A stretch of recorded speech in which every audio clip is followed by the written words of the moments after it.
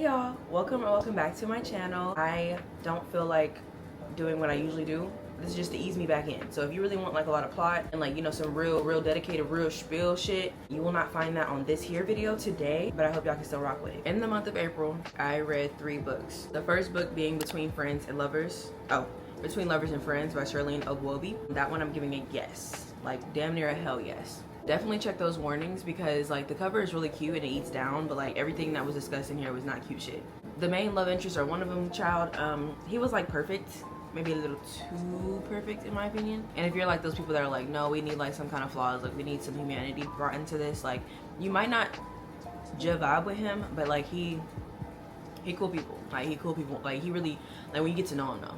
Like when you get to know him. The guy best friend pissed me off for real with his timing. I feel like he was a selfish piece of shit. The pacing was really good in my opinion, and I really enjoyed Shirlene's writing. I then read Where We End and Begin by Jane Nigaro. Yes. This is one of those books that I feel like I just found at the right time for real. Also, Live, Laugh, Love the cover. Like all these covers eat down. My thoughts when I was reading it. I feel like the flashbacks of when they met in school mixed with the now really helped us understand their bond better than most romance books do. I enjoyed the pacing for the most part, but when it reached about 70%, we had a whole lot going on. There was an answer to what I suspected majority of the book, but it was reeled a little sloppily for me. They did the whole will they won't they thing quite a bit, and I liked it about like 80% of the book, but the rest of the time I was annoyed. And then lastly, some very serious topics were brought up, so definitely proceed with caution if it sounds interesting to you. Alright, lastly in April I read This Ravenous Fate by Haley Dennings. That one's giving me a yes as well. I don't really have a whole lot to say about this book. I was really enjoying myself when I was reading it. I love when a book takes me back in time and makes me feel nostalgic for the books that I read when I was coming of age. But I will say all my hate Elise dad. He was tap dancing all over the place. We all my hate Elise dad. Where this will move on as she continues to create more books within this series, because it's the first book. I don't know that he will get a redemption arc, but I don't even know if I have it in my heart to redeem him. You know what I'm saying? Yeah, like I don't know. Oh, that scene with the gun and then the alley with the heart, gay. I read 2 books in May. I read The Breakup List by Adib. I've been saying Karam, but I believe the audiobook pronounced his name as Karam. Sorry if I've been saying your name wrong. Karam just has a certain crunch. This one is a maybe, leaning more towards yes. Like I was like, this is my second book by Adib. This is my first of his. It's like young adult. He definitely makes a character that I bump heads with. He definitely do. So that's where like the whole maybe thing is, because like I just don't like being super pissed off majority of a book for real. That's just not me. There's queer and disability rep. Our main character, he had a hearing disability, so I really enjoyed reading from those perspectives. Our main character Jackson, I had a like and dislike relationship with him. As my main character, like I said, like I don't want to constantly be annoyed with him. In his point of view, there's like he writes a lot and he writes lists, and that's like the whole point. And in those lists, like he kind of scratches out his thoughts, but we can still see what he originally wrote. And like it kind of annoyed me a lot because it happened like a lot. Like we got a lot. Like if you like mixed media, hit this up.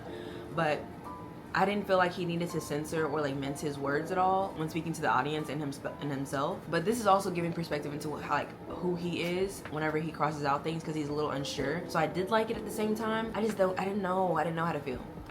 Lastly, for that book, I did like that our love interest made sure that like Jackson could see his face when he was talking. There are certain scenes where someone's probably like mumbling, and both him and us didn't really hear part of the sentence, because that's his experience. Like people looking away, mumbling or whatever, and like not being clear. Between this book and the last book of May that I read, I did try to read The Rage of Dragons by Evan Winter. That book is definitely for like D1 crash outs. I feel like that is really like, ooh, like at the time that I was trying to read this, I want to say that like, no, I watched Gladiator 2 a long time ago.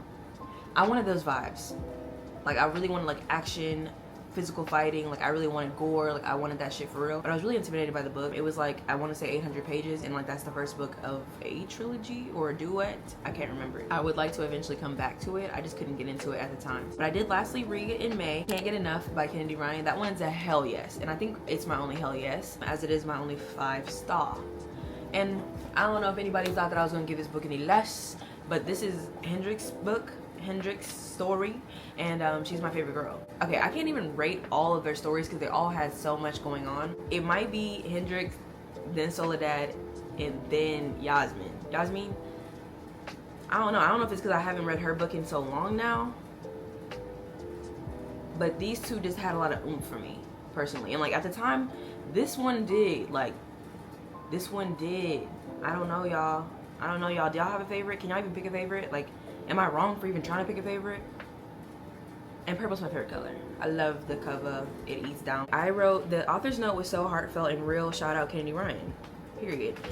She don't miss.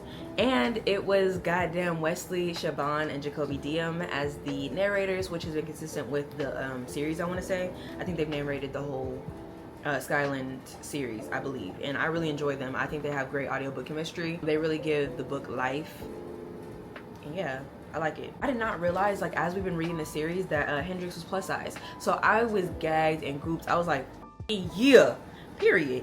No, period. Kennedy Ryan weaves characters in so seamlessly. Like, she does enough without doing too much, and everything is so organic. The support of the Black community was so strong in this one, and I really enjoyed that. Oh, I did say she's so real for playing Candy Crush. I get ridiculed on a regular basis for still playing that game. I'll play it anywhere too. I'll be at the bar and I'll whip out my phone. If I'm just like tired of being social.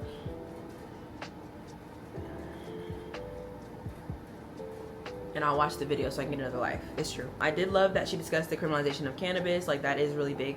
Like, so many things are rooted in racism, so I did appreciate that that was tied in as well. Like, girl, you can tell, like, I just got tired just talking about that. Like, a lot of things are just not fair. You know what I mean? But anyway, those were the May books. Now we're gonna get into June. So in the month of June, I did read 2 books. The first one was Sweet Like Honey, a Black Sapphic Romance. I did not rate this one, but if I did, I probably would have gave it 2 stars. So unfortunately, it was a no for me, dog. And I hate that. I hate that for us.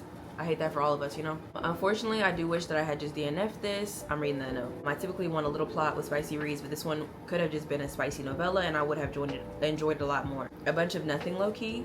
I think it got ambitious and it had a lot going on. It all moved very quickly and made me feel a bit crazy for not really seeing the romantic aspect. It's listed as lighthearted, but the author included trauma for each character to sort of deepen the storyline, and they're both tragic and hard topics to read about. At the end of all of that, great sex scenes. LMAO.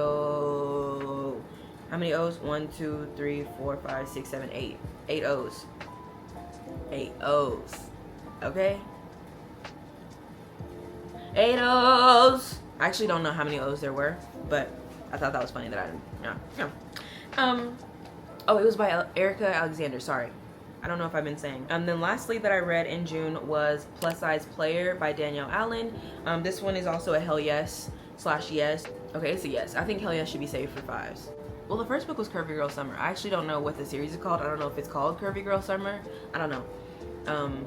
But I love Danielle Allen's writing. The plot was there, the spice was there, the great banter was there, like it was in the first. I did love the advice sprinkled in and just really like mature conversations. I love that our main character knew who she was and what she wanted at all times. It could have been a bit shorter. I can't complain, really. Danielle did it again, and I'm excited to read the next book in the series next year. I would like to ask if you have a reading goal this year, like if you wanted to read like 5 books or whatever, like have you already reached that? I know we're only in July, but like this is usually I think when like the mid-year tag comes out. Is there a book that you've been really excited to read, or like you already read it and like did it meet your expectations? I just really want to talk to y'all. I haven't talked to y'all in a while. Thank you so much if you did make it this far. If you did and you don't want to comment any of that, can you please leave a yellow heart?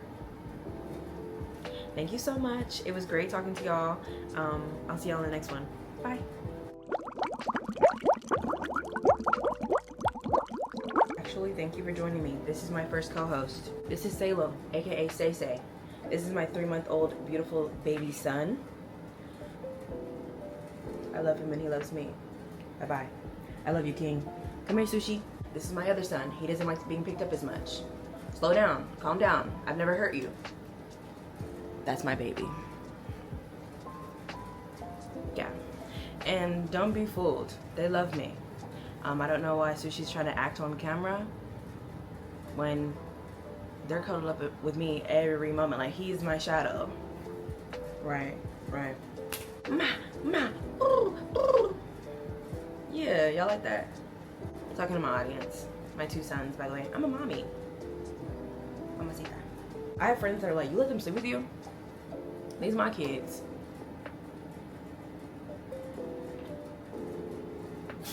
Bless you. These are my kids. So, I'm trying to see. Sorry.